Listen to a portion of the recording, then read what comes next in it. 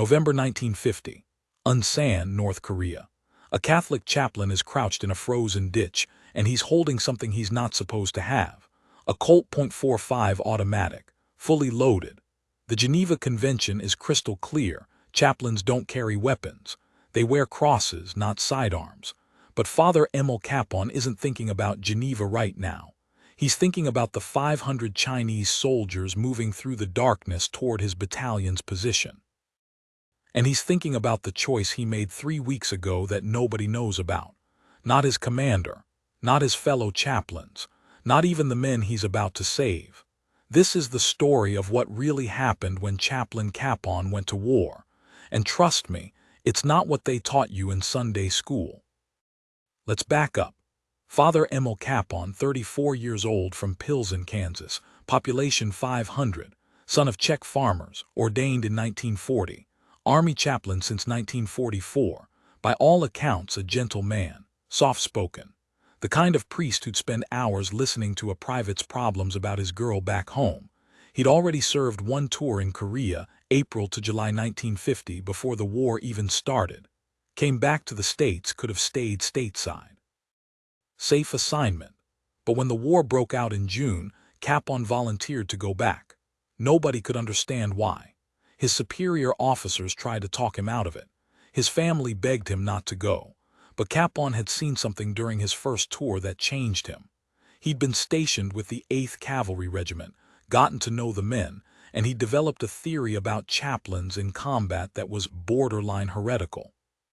He believed that if chaplains stayed in the rear with headquarters, if they only showed up after the fighting to administer last rites, they were failing their fundamental mission.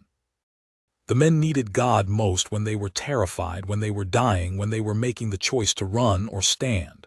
That's when a chaplain should be there. Not after, during. So Kapaun went back to Korea in July 1950, and he made a decision that would have gotten him court-martialed if anyone had found out. He started training with weapons, not officially. He'd go out to the ranges after hours, convince a sergeant to let him fire a few magazines through a rifle, a carbine, a .45 pistol. The sergeants thought it was funny at first. Padre wants to play soldier. But Kapaun was serious. He practiced until he could field strip a .45 in the dark, until he could clear a jam without thinking. He never told anyone why. But the sergeants who helped him train noticed something. Kapaun wasn't learning to shoot. He was learning how the weapons worked, how to make them safe, how to render them inoperable. They figured he was planning to disarm wounded enemy soldiers. They were half right. October 1950. The 8th Cavalry Regiment pushes deep into North Korea past Pyongyang, heading for the Yalu River. MacArthur says the war's almost over. The Chinese won't intervene. Christmas in Tokyo. The men are getting sloppy, thinking they're on a victory march. Kapaun knows better. He's been talking to Korean civilians, the ones who speak Chinese. They're terrified. They keep saying the same thing. The Chinese are here, in the mountains, waiting. On November 1st, the 8th Cavalry stops in a valley near Unsan. Beautiful country, hills on 3 sides, a river to the north. Tactically, it's a nightmare. You're surrounded by high ground, but intelligence says there are no Chinese forces within 50 miles. Intelligence is wrong. That night, Kapaun is in his tent writing letters home. Around 2,000 hours, he hears it. Bugles, hundreds of them echoing through the hills. Then the mortars start falling. The Chinese 39th Army, 3 full divisions, over 30,000 men, hit the 8th Cavalry Regiment from 3 sides simultaneously. It's not a battle, it's an avalanche. Within 2 hours, the regiment's defensive perimeter is shattered. Companies are cut off from each other. Communications are down. It's chaos. And Father Kapaun is right in the middle of it. Here's what the official records say. Chaplain Kapaun moved through the battlefield administering last rites and providing comfort to the wounded. Heroic, saintly, true as far as it goes. Here's what the records don't say. Kapaun was also disarming wounded Chinese soldiers, not to capture weapons, to prevent them from shooting American medics who were trying to save them. He'd learned something during his first tour.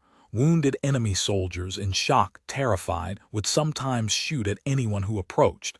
They couldn't tell American medics from enemy troops. They'd kill the very people trying to save their lives. So Kapaun developed a technique. He'd approach a wounded Chinese soldier, hands visible, speaking softly. He'd learned a few phrases of Mandarin. "Friend, help, doctor." And while he was talking, while the soldier was focused on his face, Kapaun's hands would be working, removing magazines, clearing chambers, making weapons safe. The soldiers would realize what he was doing and try to stop him. That's when Kapaun would pull out his own .45, not to shoot. To show them he could shoot, but he wasn't going to. He'd eject his own magazine, show them he was disarming himself too. An exchange. Your weapon for mine, trust for trust. It worked more often than it should have. Dozens of Chinese soldiers were saved by American medics because Kapaun had made it safe for those medics to approach. But on the night of November 1st, there were too many wounded, too much chaos. Kapaun couldn't get to them all. By dawn on November 2nd, the 8th Cavalry was combat ineffective. Over 600 casualties, another 300 missing.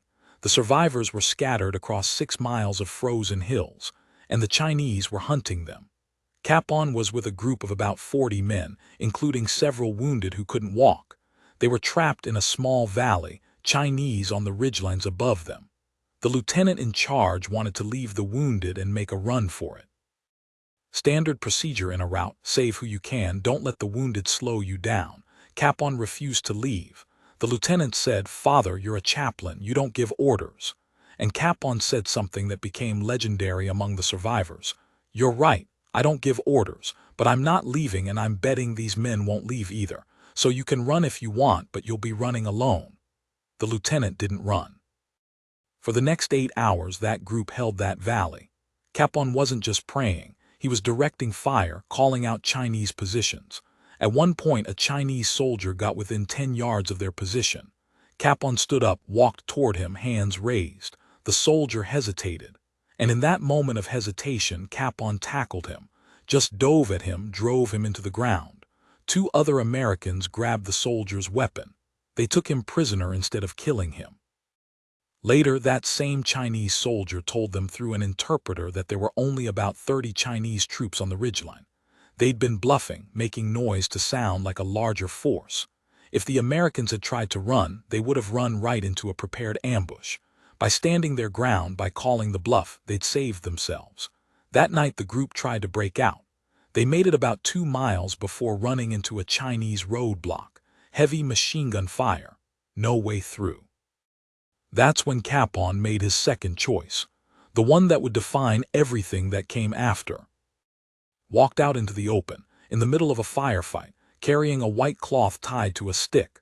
The shooting stopped. Everyone, American and Chinese, was too stunned to react. Kapaun walked toward the Chinese position. The lieutenant was screaming at him to get back.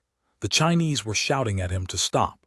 Kapaun kept walking. When he got within 20 yards of the Chinese position, he stopped and started talking. In his broken Mandarin, in English, in German, in any language he knew, he said they had wounded. They needed medical help. They wanted to surrender. The Chinese officer in charge of the roadblock spoke some English. He walked out to meet Kapaun. They stood there in the road talking while both sides kept their weapons trained on each other. After 5 minutes, the Chinese officer agreed. The Americans could surrender and the wounded would receive medical treatment. It was a lie, but Kapaun didn't know that yet. November 2nd, 1950. Kapaun and approximately 40 men became prisoners of war. The Chinese marched them north, toward the Yalu River. The wounded who couldn't walk were left behind. Kapaun heard the shots about 10 minutes after they started marching. He'd negotiated a surrender to save wounded men, and the Chinese had executed them anyway. That's when Father Emil Kapaun changed. The gentle priest from Kansas, the man who'd spent 6 years turning the other cheek, decided he was done with passive resistance. He was going to survive this captivity, and he was going to save as many men as he could, even if it meant breaking every rule in the Geneva Convention, even if it meant lying, stealing, and defying his captors at every opportunity. The Chinese called it re-education camp. The Americans called it hell. It was a cluster of huts in a frozen valley near the Yalu River. No heat, no sanitation, barely any food. Within 2 weeks, men were dying from dysentery, pneumonia, and starvation. The Chinese had a system. They'd separate the prisoners by rank. Officers got slightly better treatment, but they were isolated from enlisted men. The plan was to break down unit cohesion, make everyone look out for themselves. They assigned political officers to conduct daily indoctrination sessions. Confess your capitalist crimes. Renounce American imperialism. Embrace the people's revolution. Most prisoners just zoned out during these sessions. Kapaun did something different. He engaged. He'd ask questions, debate points, challenge the political officers, not aggressively but intellectually. He turned the indoctrination sessions into Socratic dialogues. The Chinese officers actually started to respect him. They thought he was genuinely interested in communist ideology. He wasn't. He was buying time and attention. While the political officers were focused on arguing with Kapaun, they weren't noticing what he was doing with his hands. Stealing food. Kapaun became the most prolific thief in the camp. He'd steal anything edible, grain from the guards' supplies, vegetables from the kitchen. Once, he stole an entire bag of soybeans by hiding it under his robe during an indoctrination session. The political officer was so engrossed in their debate about dialectical materialism that he didn't notice Kapaun was sitting on 20 pounds of stolen beans. Kapaun would distribute the stolen food to the weakest prisoners. The ones who were giving up, who'd stopped eating their rations because they figured they were going to die anyway. He'd force-feed them if he had to, literally pry their mouths open and shove food in. The other prisoners started calling him the good thief. Kapaun loved that nickname. He'd say, "Even Christ had a good thief on his cross. I'm in good company." But stealing food wasn't enough. Men were dying from lack of medical care. Infections that could have been treated with basic antibiotics were becoming fatal. The Chinese had medicine. They just weren't sharing it. So Kapaun started a side business. He'd trade with the guards, not for food, for medicine. He had nothing to trade except his services as a chaplain. But the Chinese guards were superstitious. They were terrified of dying far from home, of their spirits not finding their way back to their ancestors. So Kapaun made them a deal. He'd pray for them, perform blessings, write letters to their families. In exchange, they'd look the other way when he borrowed medical supplies. It worked. For months, Kapaun saved dozens of lives with stolen penicillin, stolen bandages, stolen surgical tools. The Chinese camp commander knew what was happening. He had to, but he didn't stop it. Later, after the war, one of the guards who defected said the commander had orders to let Kapaun operate. Not out of mercy, but because Kapaun was keeping prisoners alive long enough to be useful for propaganda purposes. The Chinese wanted to parade healthy-looking American prisoners in front of journalists. If everyone was dying, that looked bad. So they let Kapaun steal just enough medicine to keep the death rate manageable. But by April 1951, Kapaun's health was failing. 5 months of starvation, exposure, and stress were catching up to him. He'd given away most of his food. He'd been wearing the same torn uniform since November. He had pneumonia. The Chinese offered him a deal: cooperate with a propaganda film, make a statement about American war crimes, and they'd move him to a hospital in China. Kapaun refused. They offered again. He refused again. On May 23, 1951, Chinese guards came to Kapaun's hut. They told him he was being transferred to a hospital. The other prisoners knew what that meant. Nobody came back from the hospital. Kapaun knew it too. As the guards led him away, he turned to the men in his hut and said, "Don't worry about me. I'm going where I've always wanted to go, and I'll put in a good word for you when I get there." Father Emil Kapaun died on May 23, 1951. The Chinese said it was pneumonia. The survivors said it was murder by neglect. They'd finally gotten tired of his defiance, his theft, his influence over the other prisoners. So they took him somewhere quiet and let him die. Here's what they found after the war when they went through Chinese records. Kapaun had been responsible for saving an estimated 500 to 600 prisoners. Not through miracles or prayers, but through systematic theft, deception, and manipulation of his captors. He'd violated the Geneva Convention dozens of times. He'd lied to enemy officers, stolen from guards, conducted black market operations in a POW camp. He did everything a chaplain isn't supposed to do, and he saved more lives than any other chaplain in the Korean War. In 2013, President Obama awarded Father Emil Kapaun the Medal of Honor, posthumously. The citation mentions his heroism under fire, his selfless care for wounded soldiers, his spiritual leadership. It doesn't mention the .45 pistol. It doesn't mention the systematic theft.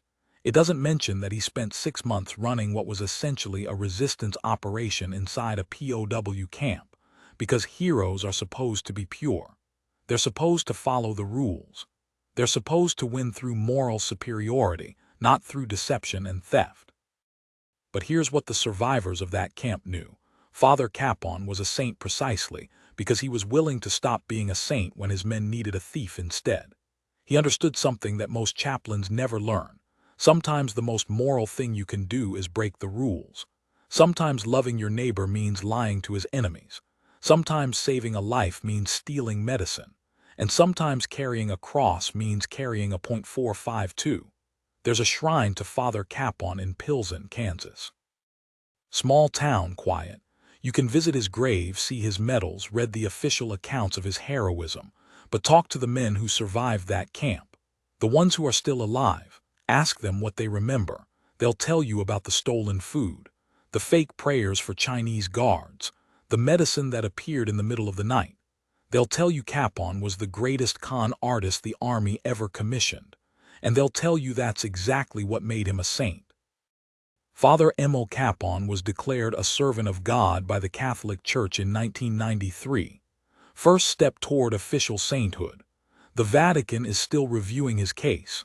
They're taking their time because some of his actions, the theft, the deception, the violence against enemy soldiers, are hard to reconcile with traditional notions of sanctity. But here's my question. If heaven is real, if there's a God who judges us, do you think he's sitting up there saying, well, Kapaun saved 600 lives, but he stole some soybeans?